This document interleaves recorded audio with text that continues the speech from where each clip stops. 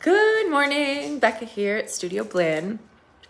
I have a sad story about my little ceramic kitties.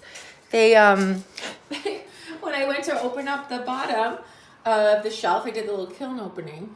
A lot of them exploded.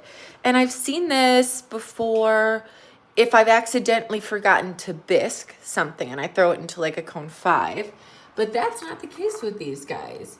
Look at his sad little face just popped off. So of course I'm gonna do something with these because I'll make some odd sculpture. But yeah, I don't know. And this is why ceramics is actually so exciting to me, is that it is a lot of unknowns. So I write this down. You know, I know exactly what clay body I used.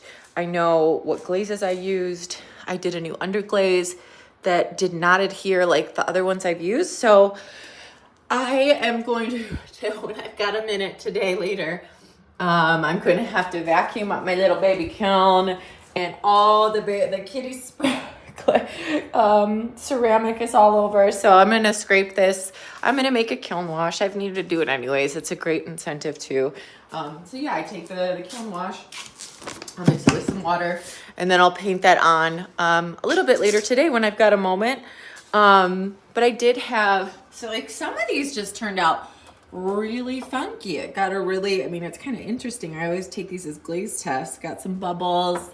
And then some of them turned out okay, you know, but I'm actually going to redo all of them. I've got about a week. I'm going to make this happen. And I'm going to do them unglazed because historically the little tea pets weren't glazed because they, you pour tea on them and then they change colors and they evolve as you share tea with them. So I am going to just take this as a sign that that's how these kitties want it to be made. And then my daughter's going to be super stoked, and my son, to have a bunch of little trinkets to play with.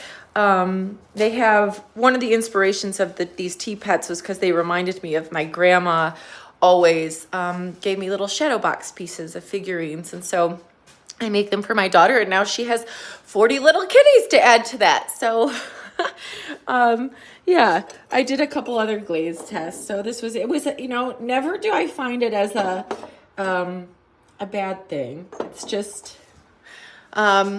is a thing, and I write it down and I learn. So I hope you learned something new today, and I will talk to you soon and show you the new kitties as they evolve.